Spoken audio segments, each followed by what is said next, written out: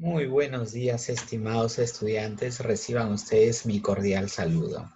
Como ustedes ya me conocen, soy el profesor Frank y conmigo llevaremos el curso de literatura. Cabe resaltar que este curso requiere que ustedes en casa aprovechen este tiempo y de repente se pongan a leer cualquier texto literario u obra literaria que tengan con la finalidad de que poco a poco vayan desarrollando la percepción sobre la misma literatura y el gusto hacia ella. Muy bien, en el día de hoy nosotros vamos a tocar el primer tema que van a ser los organizadores visuales aplicados a la literatura. Entonces, yo quisiera que ustedes, por favor, pusieran mucho de su atención porque va a ser un principio básico para después nosotros empezar a organizar información de las diferentes obras literarias que vamos a ir leyendo en el transcurso del año. Entonces, como un medio de análisis, se le va a pedir de que usted realice un organizador visual. Llámese de repente un mapa conceptual, mapa semántico, mapa mental, diagrama de doble entrada, etcétera. Entonces, va a haber muchísimas formas en las cuales usted puede organizar información, para los cuales entonces el día de hoy vamos a comprender. Entonces, sin más preámbulos, vamos a la definición. ¿Qué sería la definición de organizadores gráficos? Decimos organizadores gráficos en plural porque son varios. Pues, es más, hay un rango de 7 u 8, pero el día de hoy solo vamos a aprender los elementales. Diríamos que su definición de organizadores gráficos son técnicas que nos permiten organizar información de un texto. Son técnicas de estudio, muchacho. ¿Por qué? Porque a veces nosotros vamos, de repente alguno de ustedes ha ido a una biblioteca o, por ejemplo, aquí de manera específica tenemos la biblioteca de la universidad. Entre ellas, por ejemplo, la Universidad Santa tiene su biblioteca, la Universidad César Vallejo tiene su propia biblioteca, o también tenemos las bibliotecas que son de la municipalidad. Entonces, uno puede acceder a la biblioteca y tiene muchísima información, tiene muchísimos libros, pero nosotros tenemos que organizar esa información. Es por eso que los organizadores nos van a servir. Es elemental que entienda usted que la lectura es buena, sí, pero también tenemos que organizar esa lectura para poder de repente nosotros entender o sacarle el máximo provecho. Otro punto importante es que vivimos en una era globalizada en la cual la información se puede ingresar de repente ya no yendo usted a una biblioteca de manera física, sino que hay bibliotecas virtuales donde usted a través de blog o de páginas puede encontrar muchísimos libros que puede leer en formato PDF. Entonces hay mucha información. Entonces la necesidad es de saber qué organizador gráfico puede prestarse para ese texto y yo poder organizar esa información y así comprender más. Entonces, muchísima información, pero nosotros tenemos que saber tener la herramienta de cómo organizarla.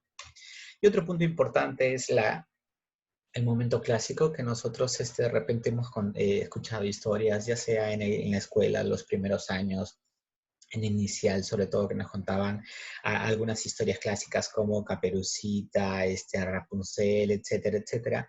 Es cositas que uno va escuchando, ¿no? Y se va armando la secuencia de imágenes en nuestra cabeza. Sin embargo, debemos de aclarar que después de eso, en varias ocasiones nos piden para organizar esa información. Entonces, nosotros debemos de tener estas técnicas. La necesidad, como les repito, es de que tenemos mucha información, ya sea en bibliotecas físicas, bibliotecas virtuales o historias que nos cuentan a nosotros de manera oral. Entonces, tenemos que organizar esa información. Por ello radica la importancia de los organizadores gráficos, para lo cual tenemos la tipología. Tipología, dícese del estudio de los tipos. Entonces, nosotros vamos a ver el sinfín de tipos que tenemos de organizadores gráficos.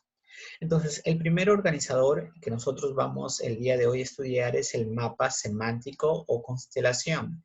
Se llama constelación porque van a ser una serie de ideas que se van a agrupar, como si fueran las estrellas. Por eso se llama un sustantivo colectivo, es constelación, porque es la serie de ideas que se van a agrupar en sí.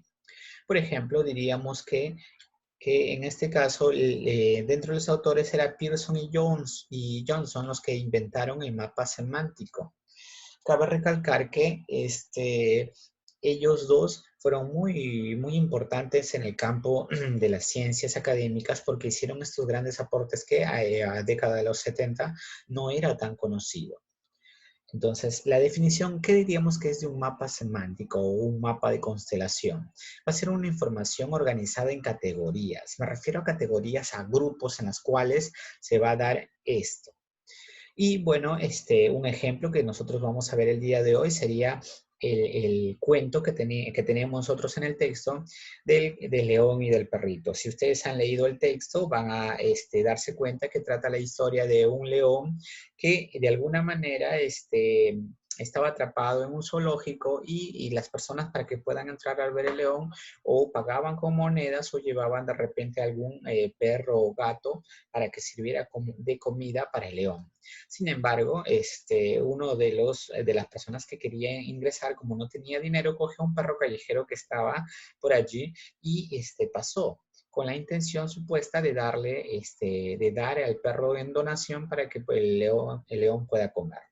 Sin embargo, cuando puso el perro en la parte donde estaba el león no lo comió, al contrario, se hicieron grandes amigos. El problema radica que después de un largo tiempo, el perro murió.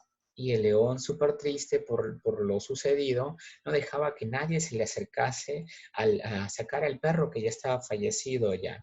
En una ocasión, incluso los del zoológico, pensando remediar la situación, colocaron a otro perro. Sin embargo, no tuvo el mismo efecto porque el león se comió al perro y a cualquiera que se acercase terminaba dañado. Y como la situación era compleja, el león tenía mucha pena, estaba muy triste. De alguna manera, sí, unos días después, el león también murió. Entonces, es una historia un poquito trágica, elemental, pero yo quisiera que entendieran que en el mapa semántico, miren, ¿ves? Se ha colocado por categorías. Por ejemplo, si usted nota el cursor aquí, tenemos el nombre del cuento, el león y el perrito. Y miren, ve, primera categoría, tema, la amistad. ¿De qué estamos hablando de la historia que yo les he contado? El tema de la amistad. Ahora, hay otra categoría llamada personajes, donde va a estar el león y el perrito. Hablamos de los personajes principales, obviamente. Si usted haría otra categoría, diría personajes secundarios, donde agregaría, por ejemplo, la persona que llevó al perro, el cuidador del zoológico, etcétera, etcétera. El ambiente, el lugar donde se ha desarrollado, es el zoológico. Hechos, el perrito se murió, el león dejó de comer y, como les había contado, tiempo después también el león muere. La palabra nueva que se muestra ahí es cohabitar, porque el perro llegó y cohabitaron con el león, o sea, vivieron en ese mismo lugar de manera armónica. Entonces, miren, el mapa conceptual los agrupa por categorías, por grupos. Dese cuenta que no es lo mismo un mapa, un mapa semántico no es lo mismo un mapa conceptual, porque el mapa conceptual, aparte de que tiene flechas, va a tener enlaces. Entonces, mire, este no tiene enlace. Vamos a otro ejemplo para que se quede claro. Recuerde que todos los ejemplos que aquí se van a estar dando son condicionados o dirigidos hacia el análisis de una obra. Por eso se van a dirigir a la mayoría de ellos a historias. Entre ellas, por ejemplo, vamos a tener la obra más famosa de Abraham Valdelomar. Recuerde que era un escritor peruano que narra sobre la historia del Caballero Carmelo. Allí por eso le hemos puesto algunos gallos súper enfrentados allí. Es muy gracioso verlos inclusive allí que están moviendo y queriéndose dar de trompadas. En fin, el Caballero Carmelo, por ejemplo, si ustedes ya han leído la historia, o si no, se las narro de manera rapidísima, hace la referencia a que había llegado el Caballero Carmelo traído por el hermano mayor de Abraham. En este caso, había llegado y trajeron al gallo, y el gallo era tan bonito que en este caso fue alguien que de alguna manera trajo el cariño hacia la familia, ¿no? Porque era un gallo de pelea y de todas maneras los integrantes lo llegaron a querer. Sin embargo, cabe resaltar que Abraham, que es quien cuenta la historia como si él fuera el protagonista de niño, Abraham Valdelomar, en este caso el niño se encariña se encariña con el gallo, pero a la larga se produce un enfrentamiento con el ajiseco, y si bien es cierto, el caballero Carmelo, que era el gallo, ya de avanzada edad, logra ganar a Ajiseco, que era un gallo muy robusto y joven, por el honor, pero que días después también fallece. Entonces, si ustedes notan este punto elemental, lo hemos separado por categorías. Por ejemplo, el tema principal, el honor y la valentía del protagonista, que es el gallo Carmelo. Miren, en la primera categoría tenemos tema principal, luego también tenemos tema secundario, por ejemplo, que es el amor filial y fraternal que tenían en esa familia, y la vida venerable de la vida aldeana, porque el lugar era alejado de la metrópolis, de la ciudad, ¿no?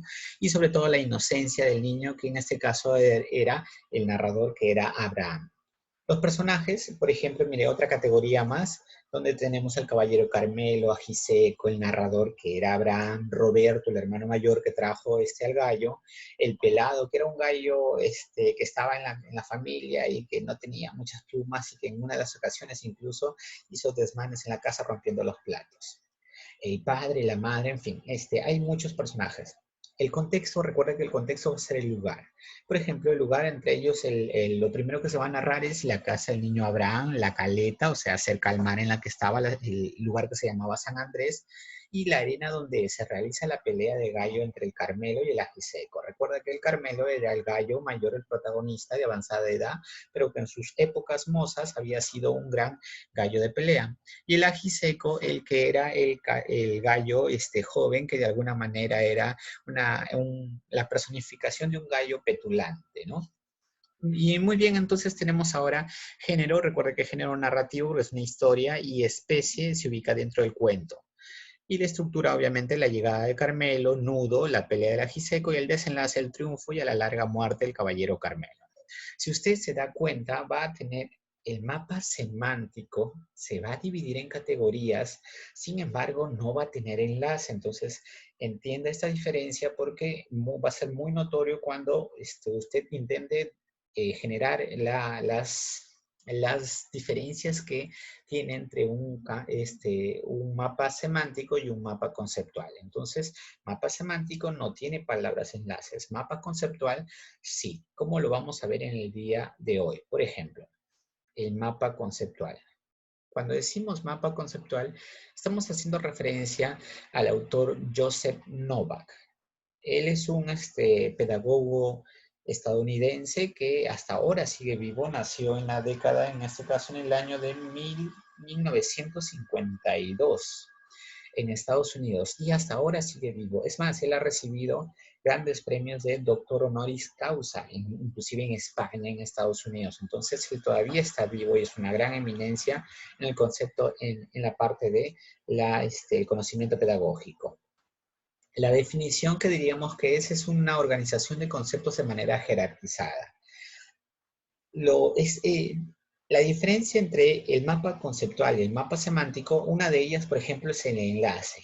Otra de ellas es que aquí va a estar organizado como de mayor a menor relevancia. Entonces, esta es otra segunda diferencia que hay entre mapa conceptual y mapa semántico. Aquí va a ir jerarquizada, ordenada de mayor a menor importancia. Por ejemplo, vamos a ver el ejemplo del día de hoy, donde decimos, mira, ¿qué es un mapa conceptual? Ahí dice que sirve para representar por medio de selección de conceptos, se caracteriza por su estructura y porque es jerárquica. ¿A qué se refiere con jerarquía? O sea, de mayor a menor importancia. Entonces, sin embargo, tiene sus partes, y aquí vamos a definir. Mira, la primera parte, que es el concepto, es el título. En la mayoría de veces va incluso escrito en mayúsculas, ya mapa conceptual en mayúsculas. Después de ello, sí, le siguen las palabras de enlace, que van a servir para unir los conceptos con las proposiciones. Y después de ello tenemos las proposiciones, que le había dicho que son las ideas. Siempre van en los cuadros, y puede ser de repente una palabra o un conjunto de palabras. Por eso se llaman proposiciones. Cabe resaltar que no lo confundan con preposiciones. Proposiciones son ideas En cambio, las preposiciones sirven para hacer un análisis de una oración. ¿Cuáles serían las preposiciones, profesor? Por ejemplo, en el idioma español hay 23. ¿Cuáles son? A, de, por, para, sobre, desde, bajo, según, contra. En fin, hay 23 en el idioma español. Esas son las preposiciones. En cambio, las proposiciones van a ser ideas. Entonces, esa es la diferencia. Aquí estamos hablando de proposiciones. Muy bien, entonces otro mapa conceptual que vamos a ver el día de hoy, por ejemplo, es de la materia. Cuando decimos la materia, recuerde que el primer cuadro de arriba se llama el concepto, que va, en la mayoría de veces va en mayúscula. Después de ello tenemos palabras de enlace y obviamente las proposiciones. Mire, aquí solo ha habido una palabra. En algunas ocasiones va un conjunto de palabras. Después de ello, recuerde que las palabras que tenemos a intermedias se llaman palabras de enlace. Luego tenemos las proposiciones, palabras de enlace y por último las proposiciones. Entonces es elemental que entienda usted esa diferencia. Mapa semántico solo se separa por categorías, no tiene palabras de enlace. Mapa conceptual tiene palabras de enlace y aparte de ellos va de manera jerarquizada, ¿no? Obviamente de que los autores también son distintos. Recuerde que el mapa semántico, el autor es Pearson y Johnson. En cambio, en el mapa conceptual es Joseph Novak. Muy bien, ahora sí vamos con el tercer mapa, que es el mapa mental. Este es un mapa muy atractivo, la verdad, sin embargo, toma un poquito más de tiempo hacer, porque el mapa mental, según su autor, que va a ser Tony Buzan, que es aquí un autor también muy reconocido a nivel internacional, que ha hecho grandes aportes a la pedagogía. Diríamos que el mapa mental es una forma creativa de organizar información a través de imágenes. Esto va a ser muy creativo, muy lúdico. La persona que realiza el mapa mental se vale de muchos dibujos para expresar las ideas o los contenidos de un texto que haya leído. Por ejemplo, le voy a mostrar un mapa mental.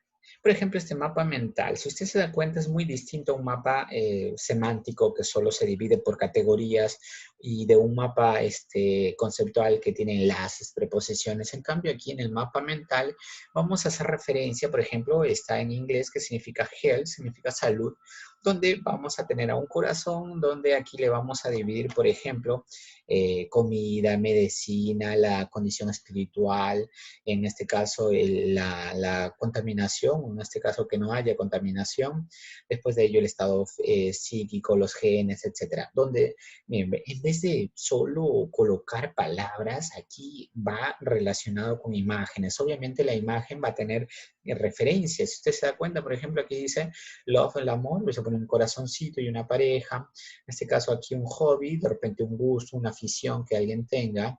Y aquí aire fresco, unas plantas, stop, por ejemplo, stop smoking, o sea, de no fumar, da cuenta que está tachando el celular. En fin, debe ir relacionada con imágenes. Esto es uno de los mapas más creativos que hay, en los cuales puedes poner en práctica toda tu creatividad artística. Sin embargo, no es tan solo dibujar por dibujar. Debe de estar relacionado a la temática de la cual estás hablando, ¿no? Entonces, miren, por ejemplo, aquí está hablando de la salud y da aspectos básicos de cómo llevar una buena salud a través de la medicina, la condición espiritual, del aire fresco, del estado mental, etcétera, etcétera. Otro ejemplo más que vamos a poder ver el día de hoy sería de este mapa mental, por ejemplo, las características. Aquí ya nos vamos a la forma en cómo se puede analizar una obra. Por ejemplo, aquí estamos hablando de las obras famosas en general, por ejemplo, donde vamos a tener que, en su origen, vamos a tener que ir en prosa y en verso, por ejemplo, y han dibujado esta de aquí, por ejemplo, que significa a través del tiempo, que un reloj de arena, perdón, donde se da cuenta que está usando imágenes. No tiene tantas, claro, pero aún así, si usted quiere, le puede agregar más. Entonces, miren, ¿dónde vamos a tener los cantares de gesta? Que eran cánticos que narraban hazañas, por ejemplo. Y en prosa, o sea, en aspecto narrativo, tenemos la Odisea de Homero. Quien haya leído la Odisea, la Ilíada de, recuerde que estamos hablando aquí de Héctor, de Aquiles, Patroclo, la Odisea, que estamos hablando de Ulises cuando quiere regresar a Ítaca, y la Eneida también, que es una de las obras más importantes de la literatura romana, ¿no? De Virgilio.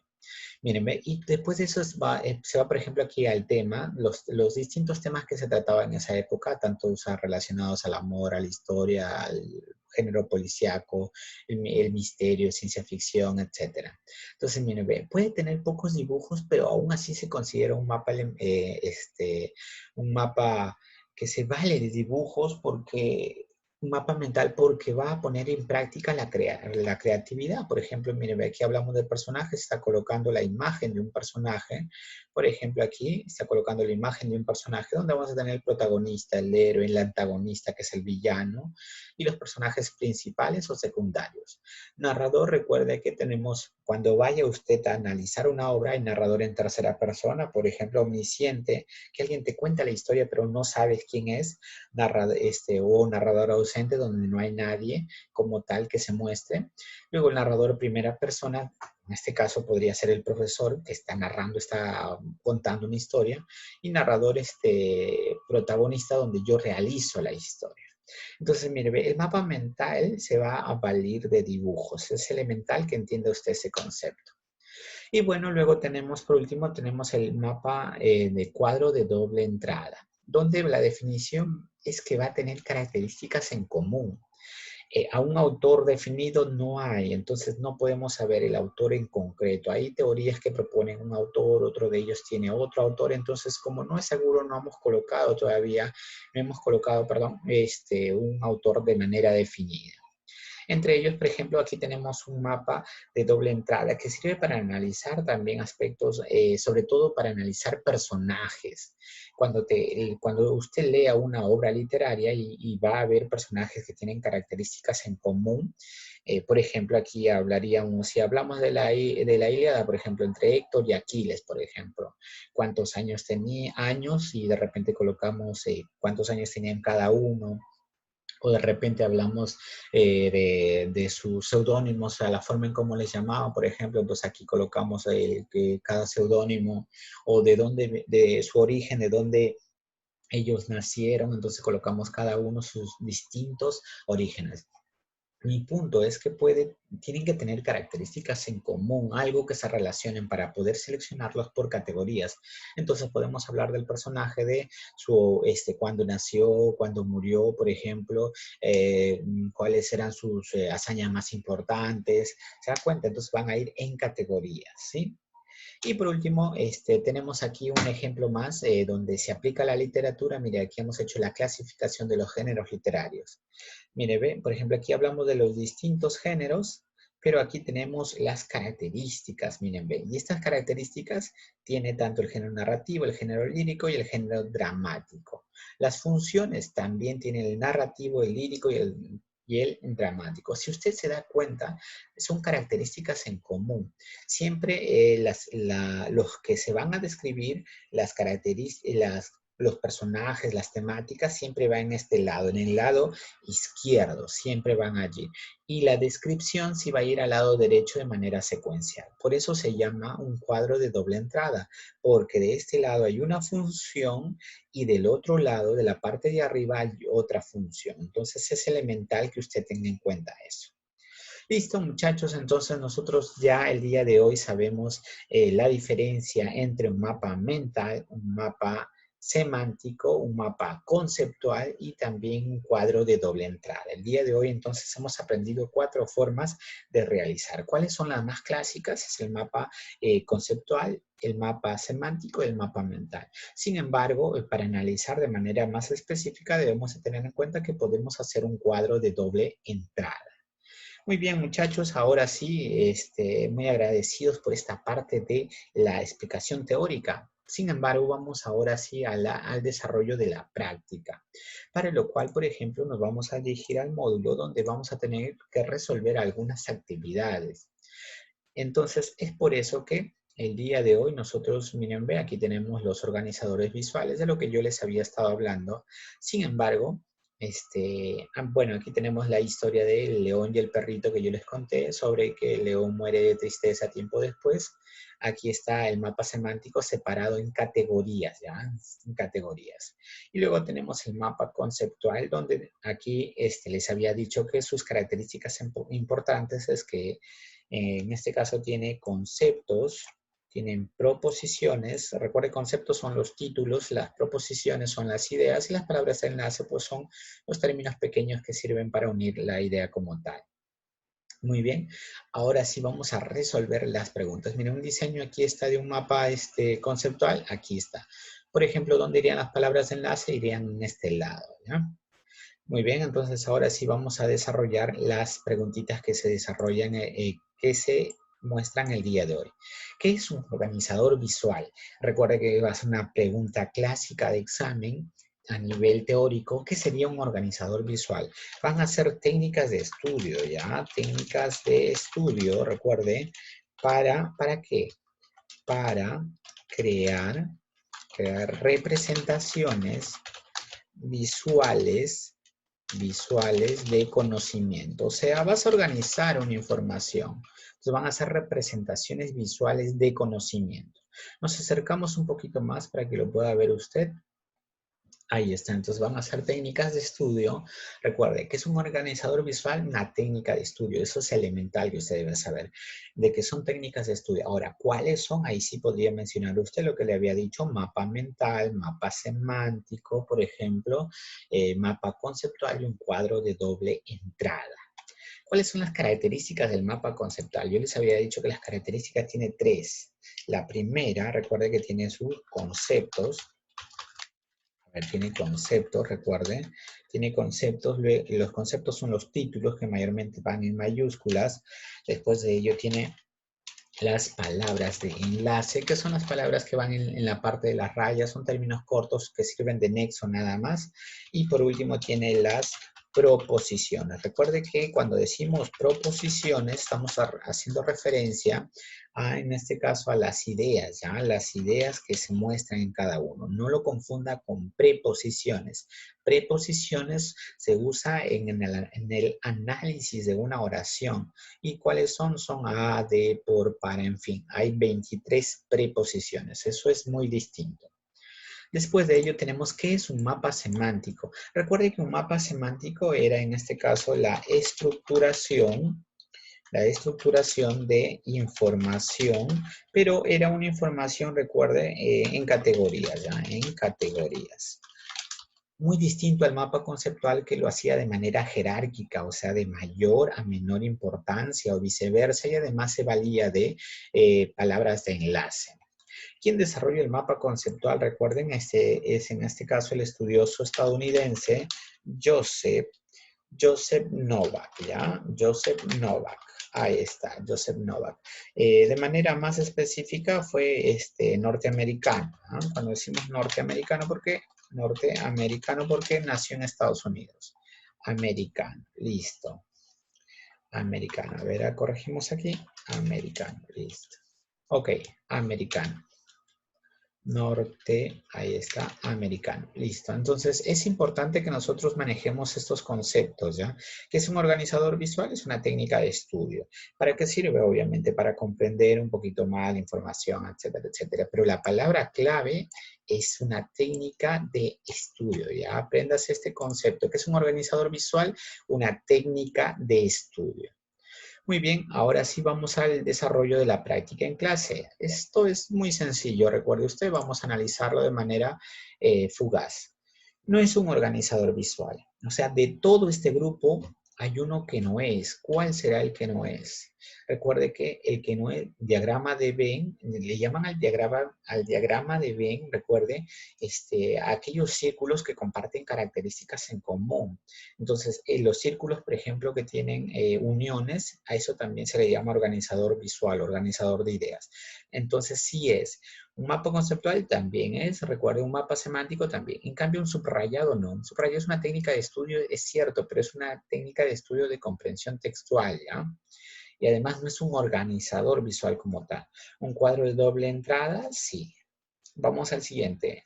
El mapa semántico es conocido también como constelación. Recuerde constelación, ¿por qué? Porque son un grupo de ideas, ya van a ser un grupo de ideas que van a permitir en este caso comprender mejor porque va a estar seleccionado por categorías. Listo. Pearson y Johnson describió, ¿quién ha descrito, recuerde, el mapa semántico? Ellos fueron dos autores que sacaron el mapa semántico. Recuerde que el mapa semántico se separa por categorías.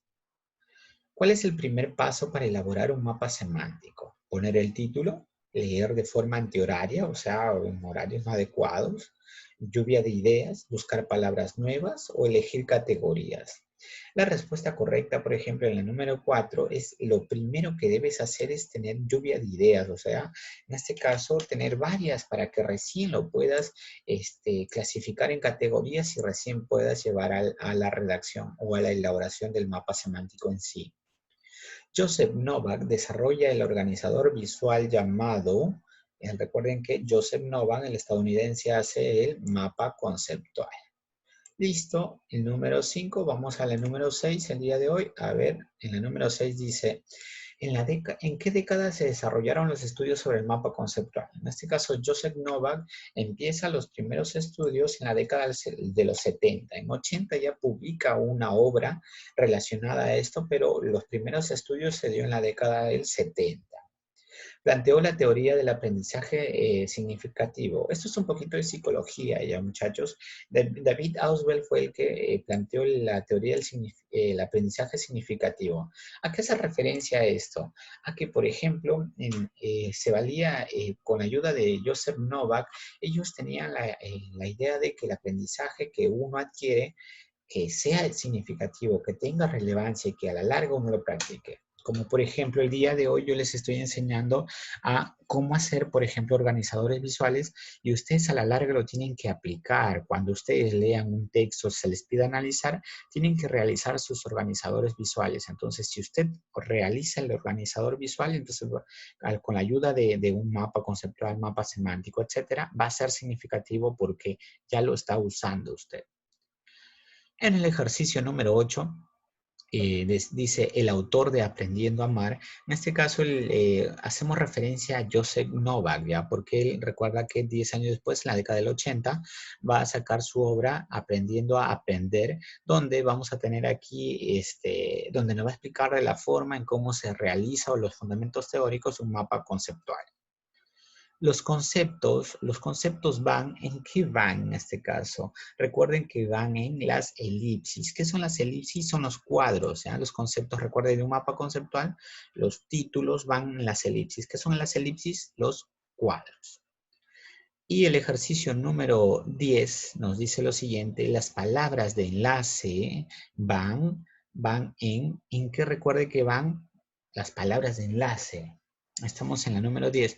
En el diagrama de Venn, en los círculos, ¿no? El mapa conceptual puede ser, ¿no? Las palabras de enlace.